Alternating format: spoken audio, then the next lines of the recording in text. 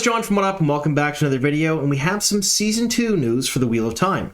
Marcus Rutherford, the actor who plays the character Perrin in the series, recently talked with LeftLion about his experiences on set for the first season, and he dropped a few tidbits about Season 2 as well, one in particular that I want to talk about in today's video. So, if you're new to the channel and you don't know what we do here, we cover Wheel of Time show news. So anything and everything to do with Wheel of Time, that's what we talk about here. If you like that sort of thing, make sure you subscribe to the channel and click the notification bell, because we usually put out 1 to 2 videos per week, and they're all Wheel of Time centric. Now, because we are talking Season 2, and I'm going to do some speculation based on some quotes from the article, I do have to give a spoiler warning. So, spoiler warning, in today's video, we are discussing Season 2 of Sony and Amazon's Wheel of Time show. So if you have not seen Season 1, that's episodes 1 through 8 on Prime Video, or have read the first 3 books of the Wheel of Time series by Robert Jordan, The Eye of the World, The Great Hunt, and The Dragon Reborn, be forewarned, I may ruin plot points and character arcs from both mediums. Alright, that being said, let's get on to the video. Alright, so we're talking about this particular article today in Season 2 of the Wheel of Time, but Marcus Rutherford does make a bunch of good points about Season 1 in the article. He talks about how it's a big change from some of the indie things that he's been doing in the past. Instead of doing it for love, they're doing it more for a money type perspective. The scenes and the shots are a little bit tighter. Navigating the fan base is a little bit different. Things like that. Him being recognized, the whole gamut when it comes to Season 1 stuff, and him becoming basically a household name in the fantasy genre. So, I've left a link to the article down below in the description box if you folks want to read all about that, because those are not the things that I'm going to discuss in today's video. I want to focus on one particular quote near the end of the article, and I have to read it here because I have a terrible memory and there's no way I'm going to remember this. So Marcus says, in Series 1, the naivety of our characters is at the forefront of the story. But in Season 2, there's a bit of a time jump. They started to accept and have faith in the prophecy and their destiny, so there's more of a maturity to them. It's darker too, more real, and a bit more brutal. The innocence of these kids we find in the village in Episode 1 is long gone, and they're becoming a bit more grown up. Really excited for people to see it. Alright, so I want to focus on a couple of different parts of that quote. The first one is time jump, the second one is a little bit more mature, less naive, and the third one is more brutal. The second season being a little bit more brutal. All of which I think are tied together in absolutely imperative and necessary for a Season 2 of the Wheel of Time. So, for example, when he says time jump, that could mean anything, really. It could be in the middle, in the start, or near the end of the season. We really don't know. But if I had to put my money on it, I would say it's at the very beginning of the season for a very, very good reason. Now, if you remember in the book series, for those of you who have read the books, between the events of The Eye of the World and The Great Hunt, there is a little bit of a time jump. It's measured in weeks and not months or years, but there is one there. That's when Rand trains a bit with the sword. Moiraine kind of ignores him. He's frustrated. They're in Fal Dara just before the Amaryllis visit. I don't think we're going to get any of that stuff. I don't think we're seeing any of that. I think The Great Hunt is going to be more of a distilled version of The Great Hunt and The Dragonborn combined together for Season 2. And because of that, I think we need to see that time jump at the beginning, and it has to be more than a few days or even weeks. I think it's going to be months.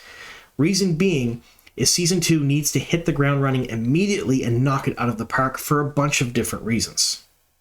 So one of those reasons is viewers. Amazon needs to get viewers back, so Season 2 has to hit the ground running and just knock it out of the park immediately, because there are a ton of people on the fence right now whether they're going to watch Season 2 and beyond, and there's a bunch of people who really disliked the first season that may come back for Season 2 and watch that if Season 2, Episode 1, 2, and 3 really knock it out of the park and impress them.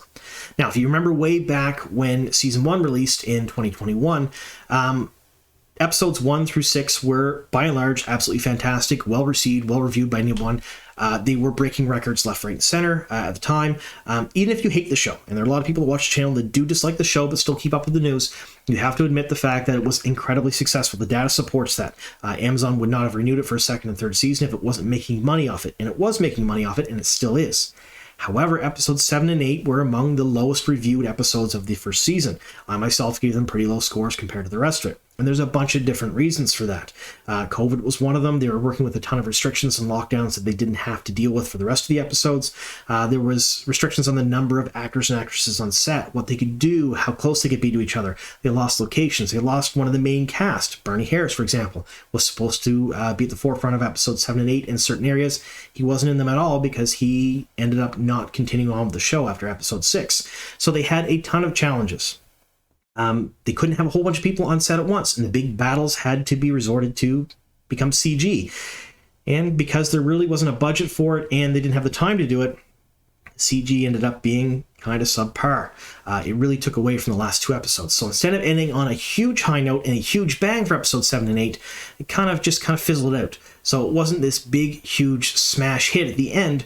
It was just, the show just kind of ended. And a lot of people were left talking about it. I myself had to give myself almost a week to do my review of episode 8 because I was incredibly disappointed at the time.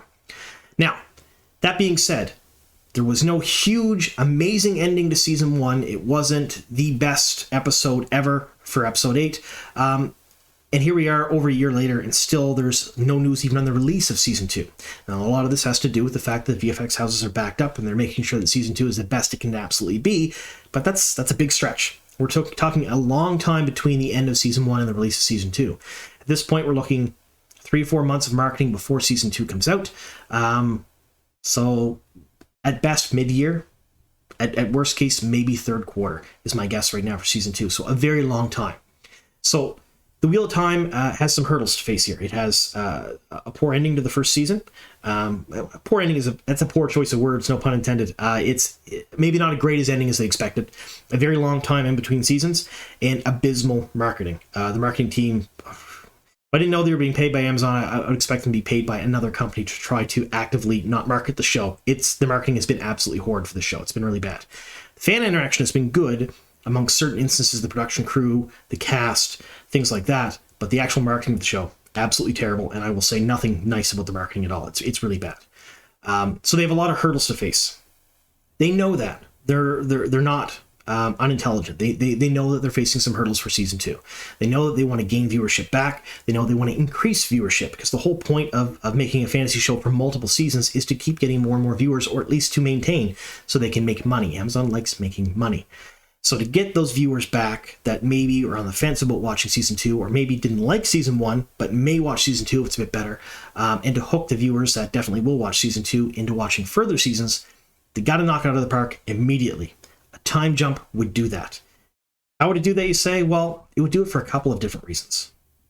You do that by cutting out the boring bits, the stuff that can be better served by being off-screen rather than on-screen, so you can start with exciting things. Now, one of the things I dislike about Amazon a lot is explosions per minute. They really like to have action-packed sequences everywhere. It's part of their formula. 8 episodes, under an hour each, so many explosions per minute type thing. It's kind of a funny thing with them. But you got to understand that the first episode in a season should have some hype, some excitement to it. And a lot of traveling and wallowing probably wouldn't do that. For example, Rand's in the Blight at the end of the episode 8. You don't really want to showcase part of the episode to have him leave the Blight. The Blight's probably quiet because they dealt a major blow against the Dark One. Him just walking through a bunch of trees is not that exciting. Perrin wallowing in his despair in Faldara with an injured Loyal. Probably not that exciting to start off with. A funeral for Lady Amalisa and perhaps Lord Elkmar. We really don't know if he died or not. No one really knows. It was one of those fake-out deaths, in my opinion. I think he's going to come back later on. That's not going to be showcased. There's no way they'd show something like that, because that's something they've already done for season 1. Why would you start a season doing something that's already been done? You're going to want to do new and interesting things. And you definitely don't want to showcase the travel time that Egwene and Nynaeve are taking to get to the tower, because they're just going to be with some Aes Sedai. Maybe they can use it to teach them some things like that, but I don't think it would be that exciting. If they do a time jump, say 6 months on the outside, Rand can be established somewhere else, perhaps Kyrian. He can be making his way with the flute, kind of like he did in the books, supporting himself, living in an inn, not quite being a gleeman, but entertaining patrons and stuff like that, while learning the sword. So that gives him some experience. It gives him more believability when he has to face a Blade Master later on in the series. He's actually trained with the sword a little bit on his own. He's matured a bit. He's hardened. He's lived on his own. He's gone through some tough times. We skip the funeral stuff. We skip Perrin being upset. It gives him time to emotionally heal from all of the trauma he's gone through in the first season. And perhaps he starts on the road with the Shienarans, and they're hunting for the horn. He's with Uno and Ingtar, and they're out, and they're looking for the horn. That's where they start. Maybe we start with an established Egwene and Nynaeve in the tower. Nynaeve's preparing for accepted test, and then Egwene gets a brand new roommate, Elaine. That's how they introduce the royal family. I think all of these things and ideas are really good, and it also allows Loyal, who took a blow from quite possibly a poisoned, twisted, horrible dagger from Shadar Logoth, to survive by being transported to a steading, and it introduces a steading and perhaps some other Ogier for the first episode. All very exciting stuff, all very cool things, a good idea for a bunch of different storylines, and it cuts out a lot of the fluff. So I think that's what he means by time jump. At least I really hope that's what he means. That the start of the season starts a few months later, lets everyone be established, cuts out all the boring things so we don't have to deal with that, and season 2 can hit the ground running. Now, the other things he mentioned, more mature and a little bit more brutal, I think those are absolute necessities for the series, mainly because it's so condensed. You have 8 seasons, possibly 7. We don't really know how far they're going to get to do 14 books. We already know they're going to cut a ton of stuff out. They're going to add a few more things in to replace other storylines. They're going to amalgamate things. It's going to happen. But that also means the characters have to be revamped. They have to go through a lot of the trials and tribulations faster, at a much more increased pace. So they have to mature, grow up, and become a little more hard quicker.